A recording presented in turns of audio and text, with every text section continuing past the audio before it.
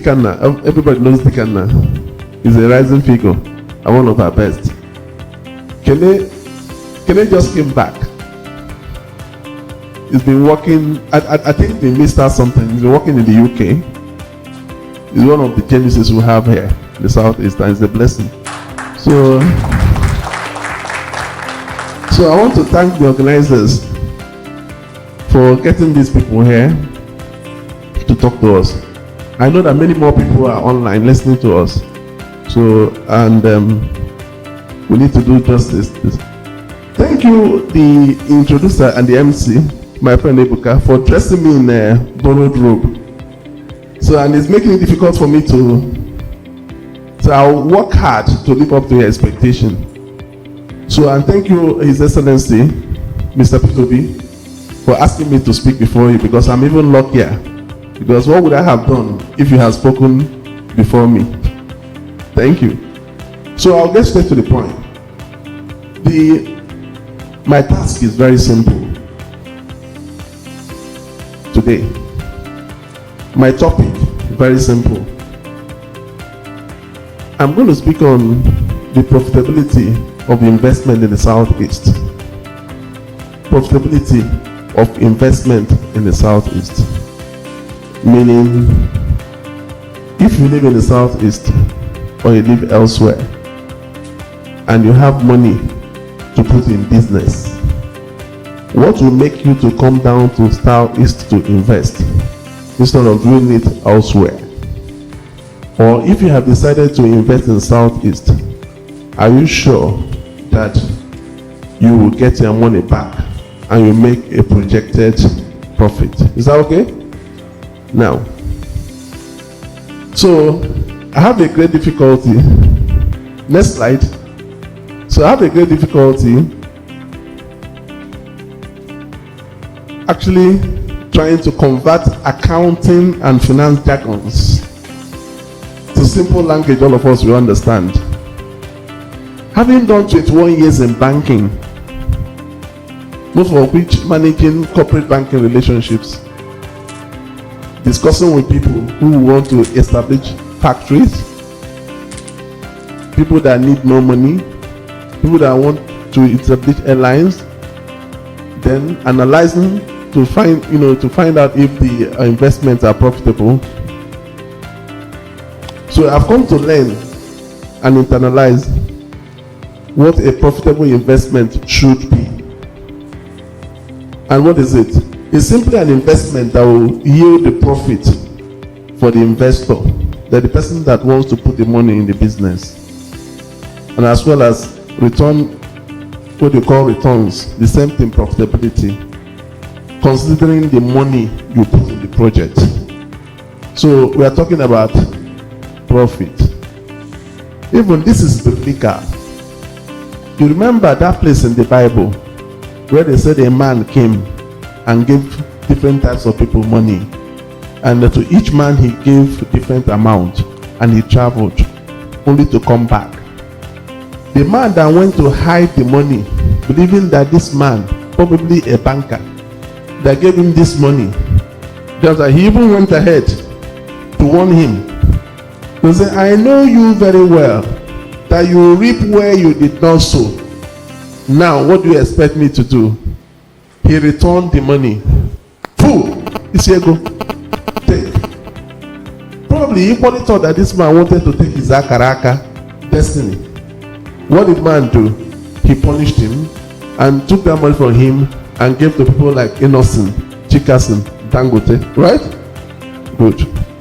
So, what we are saying here is that it is expected that anybody who is giving money or who has money, who invests, should actually reasonably, spiritually, religiously expect investment. Is it not so?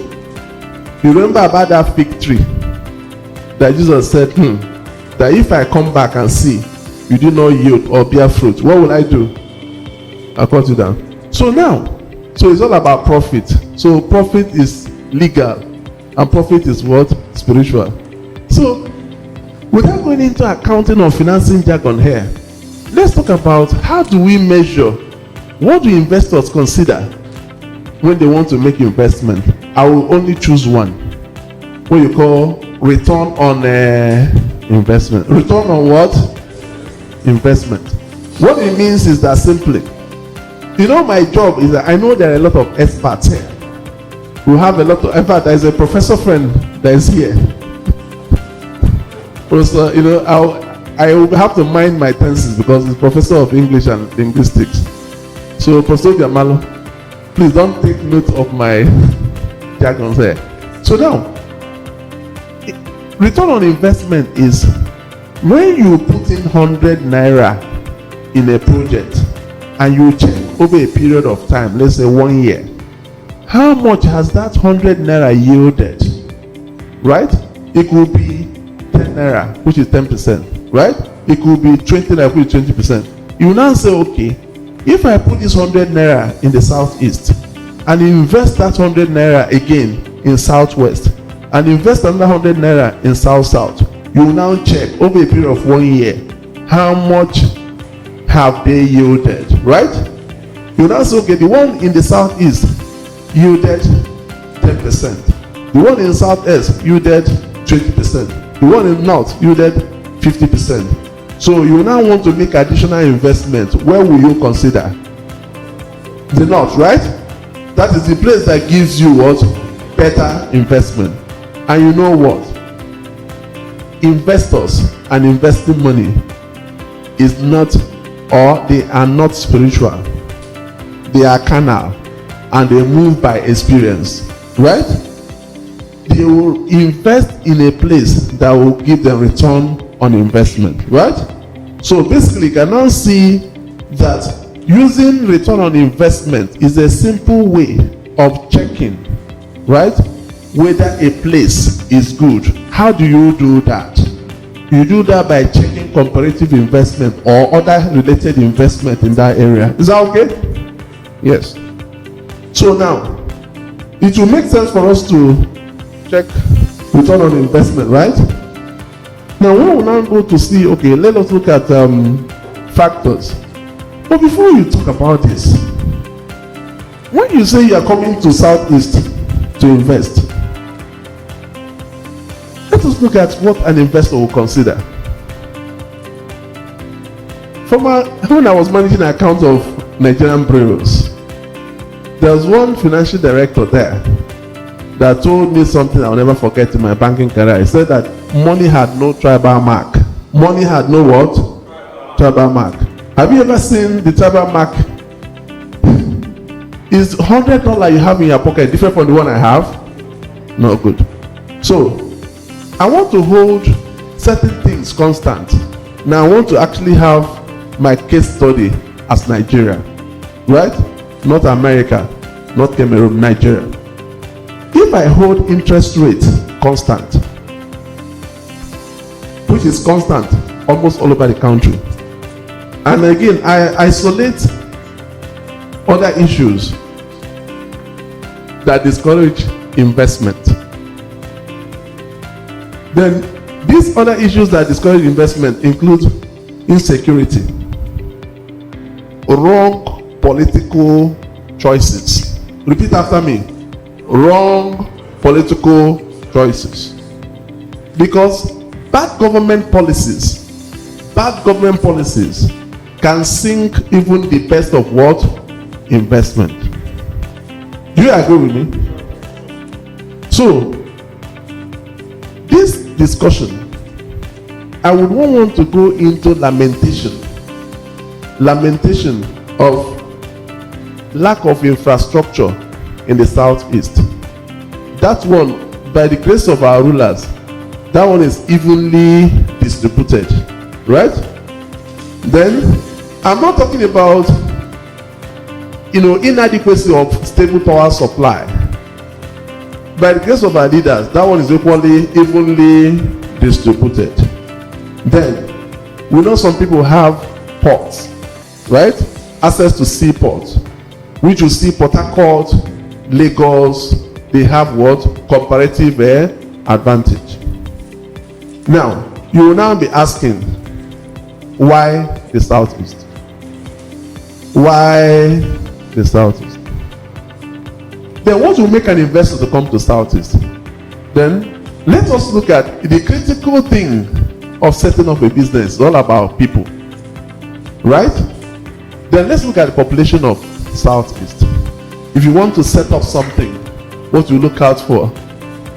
Now, hello?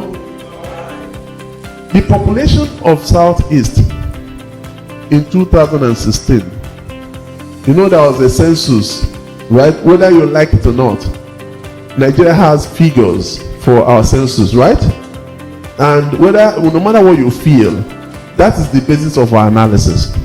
Then if you actually put in a growth of about 2.6 population growth annually, then you now see that as at today, this August, the population of Southeast is 24.96 million, meaning that there are 24.96 million people living in Southeast, not the southeasterners that are living in Lagos, right? Living in Southeast.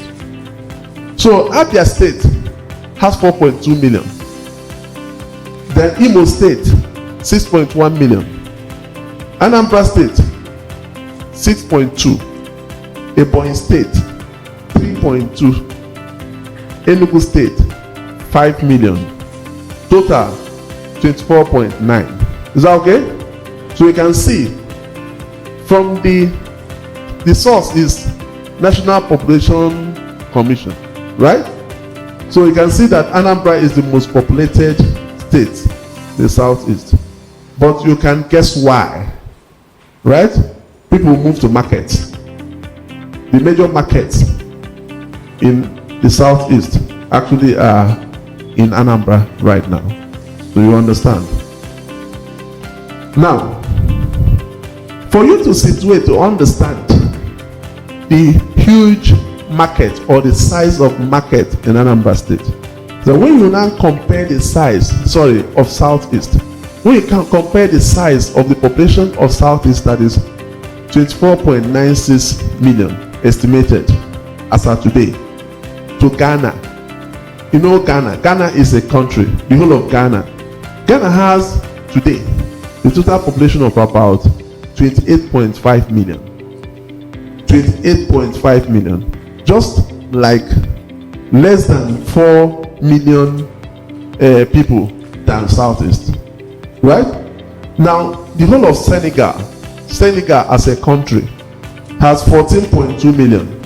Senegal as a country, meaning that the population of Southeast is greater than Senegal as a country. Then Togo is 7.1 million. Togo 7.1 million. The UAE, UAE, including Dubai, right? The whole of UAE is about 9.4 million. Then Oman as a country, oil-rich Oman, has about 4.5 million. That is less than the population of Anambra State and Imo State. Then Qatar, Qatar Airways, right? That country, Qatar, has 2.7 million. 2.7 million. Then we move down to Israel. Our Israel, the people of God by contract. We are adopted children of God by believing in Bible. But God signed a contract with these people. Then Israel is 8.4 million. Israel is what? 8.4 million. So meaning that it is very instructive to note that population of the Southeast is higher than combined populations of UAE, United Arab Emirates, plus Israel and plus Qatar. That's the population. And now leave the implication of this to your imagination. Is that okay? Now, when you look at the segregation of the Southeast, how will you look at that? Because any reasonable businessman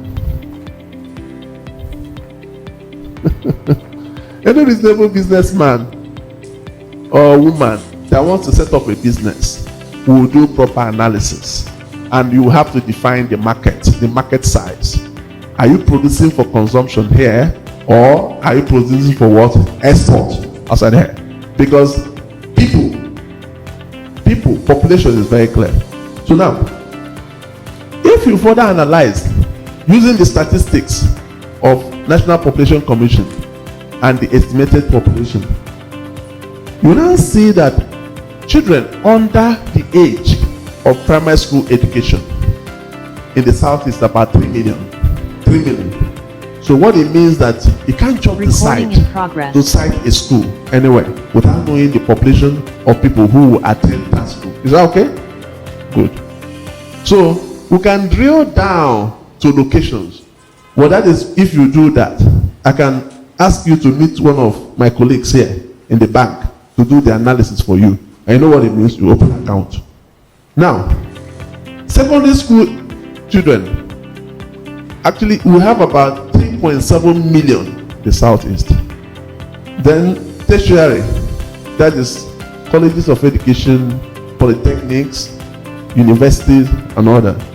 Then you have about 5 million people of that age. Then the elderly in the southeast, less than 1 million. Less than 1 million. Then the women of childbearing age, you know, this is when you talk about a whole lot of things that concern women, right?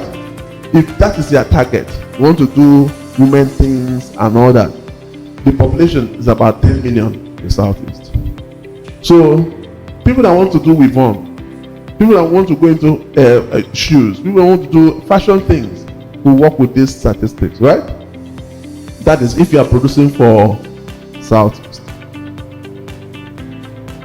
Then understanding the demographics in a very simple English is all about the characteristics of this population, the age and all that, right?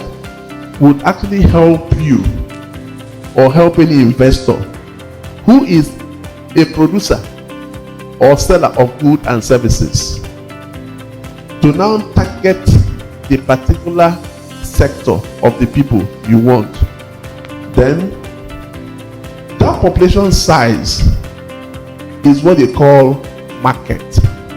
So for anybody that works in the bank, if you want to say, okay, you are coming out with a project or anywhere, the question will be, do you have the market? What is the population of people who will consume what you are producing, and how do you reach out to them? Very good, interesting consideration. Now, see, from my own experience and interaction with the market people, with investors, the owners of money, see what they think about. So we'll now go down to what they call basic logic of investment, or what investors think, what goes on in their mind before they start something. If they say the Lord says they want to go and build, I want to start where they sell coal, at coal camp. Do you understand? Then a very serious man of God will say, test the spirit. Test what? The spirit. Or someone will say, okay, now I want to start selling ice cream during the rainy season or during winter. A very reasonable banker will say, check his head, right? And if you come for loan for that, surely you will not be given. See how the investors think. Somebody will ask, what do I put my money in and make the highest return? Hello? Sometimes you have asked, like this man, Johnny OJ, you ask him, give me money, I want to do this. He will laugh and say, have you eaten? He say, no. You call madam, give him food, give him drink. You now say, I have a meeting somewhere. He has analyzed what you want to do with the money and has found out that that thing is not going anywhere. So the question is, if you know that if you put money in this business, the return will not come out, and the essence is not for donation, it is for business, what will you do? You will not. Then somebody, an investor will say, what type of investment can I do? And when you start looking at the type of investment, you're looking at his capability, you'll be looking at the population, you're looking at the buyers, you'll be looking at the market. Do I have the required experience to do the investment, or do I need help of others? Hello? You people know Innocent, for example. You know that Innocent is not an engineer, right? You know that. I can confirm to you that he's not an engineer. But he wanted to do car. What did he do? He hired engineers, people that will help him do that. But he owns the business. Is that okay? And he did his assessment. And he knew where to get those engineers and everything he required to do the business. That's where an investor thinks.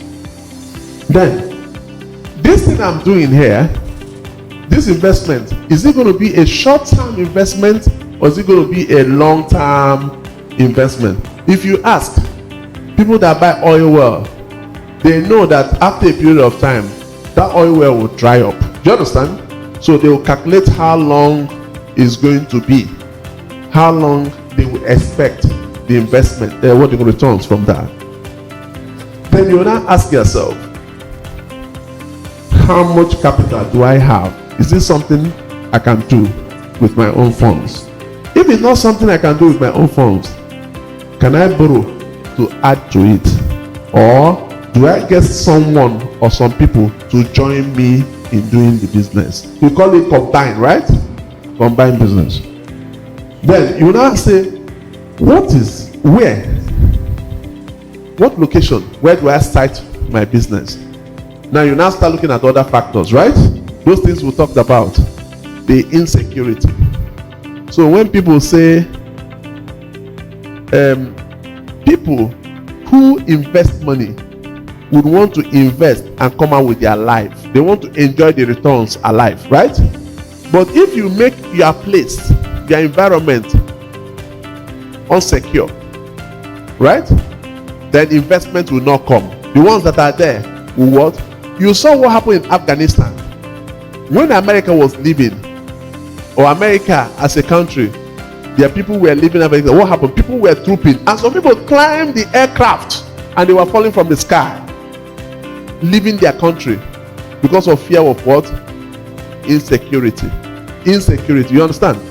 Now,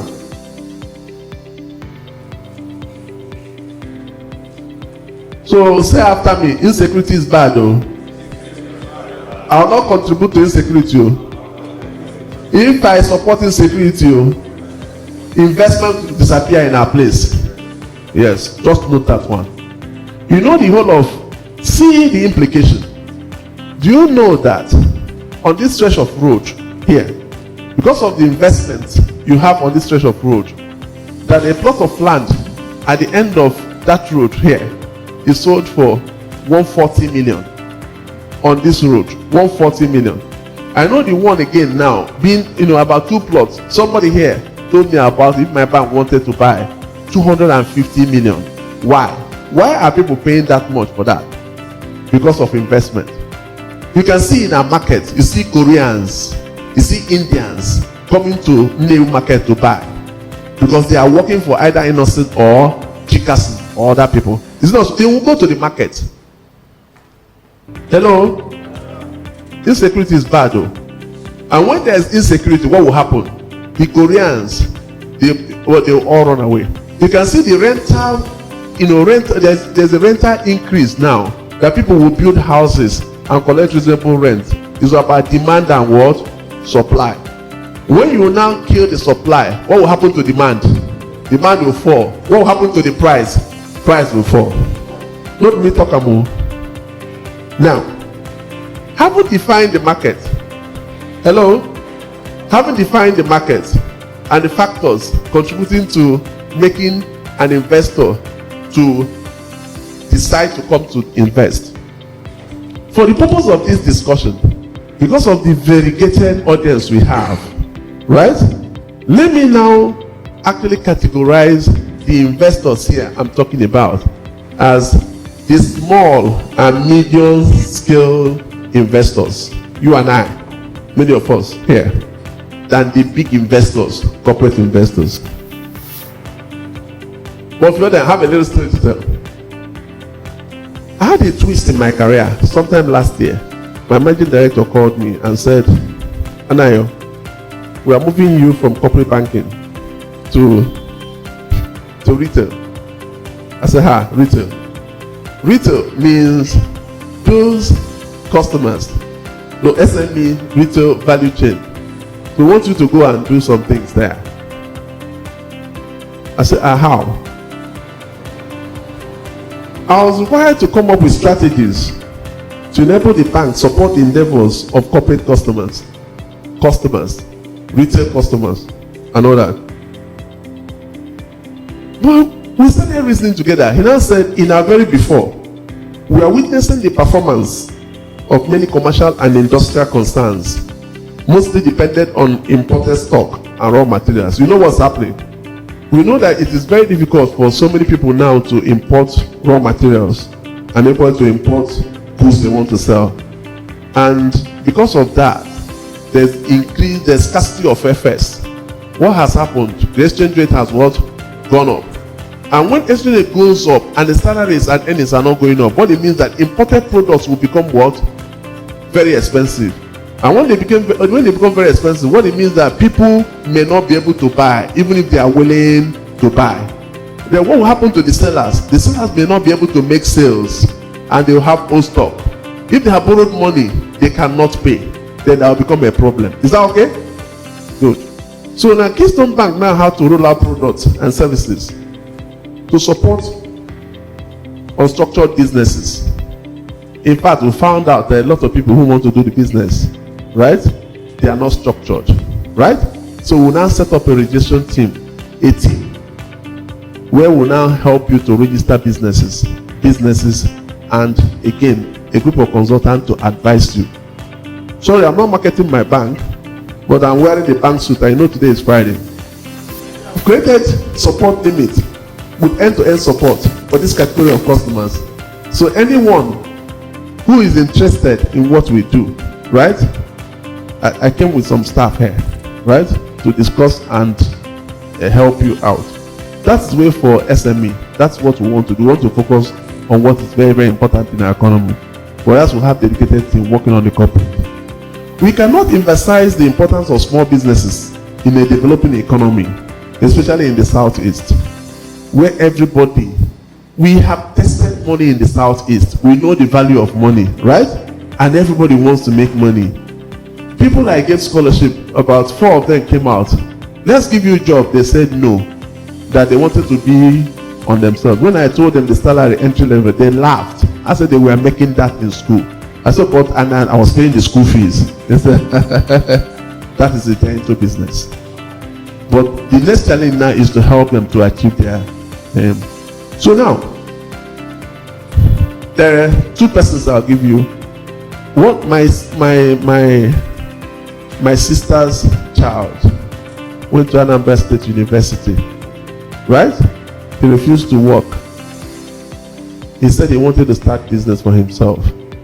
So what do you want to do? We looked at it, and the guy now settled for processing agricultural products. Then he came up with, all through my education at Osaka, I fell in love with Opa. You know Opa? Opa, lifesaver. You eat it in the morning and you're okay for the whole day. Now, the guy decided to process Opa. Then Akamu, beans for Mama. Then I converted my boys' quarter in Lagos as a factory for him. Then NAFDAC came for inspection, and they licensed him. He had NAFDAC number, and the guy started supplying to supermarkets and all that. Just like last week, somebody paid in $60,000 into his account to supply for shipment to US. And the boy, anytime I talk to him, he said, "Uncle, don't stop talking to me like a small boy." You know what it means? Accuracy. Okay. So Now, the guy is okay. Another person, my cousin, he brings in tire tube from Bangkok, right? China. And now, those things have now put on 41 list. That is, don't come to CBN for FX. You know what the guy did? He was troubled. He came, we discussed. I said, okay, why don't you go into agricultural products?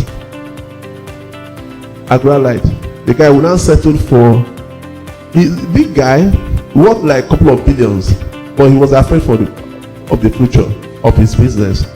Then he set up a factory in Lagos, somewhere in Satellite Town, where he will buy fish, dry the fish under very hygienic condition, couple them, so package them neatly.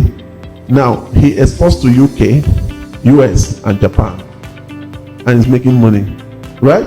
So he's now trying to create the balance. His business in trade fair and this other business has equally offered people employment. The first one is Naked Foods. You can Google it. My sister's son. Presently, he's making money. The other person is Gentle Giant Fish, right? So that one is making money. They're exporting their product. That is the power of SME. Now, guys, have you considered a shoemaking? There's one little girl called Chidinma Emodi. Chidinma Emodi is actually based in Aba. She's 24 years. Lucky to have married, but she's doing amazing things there. She set up a footwear academy in Aba. As we speak, the governor of Abia State wears her product, and she has traveled all over the world, empowering people. Right? She's making money.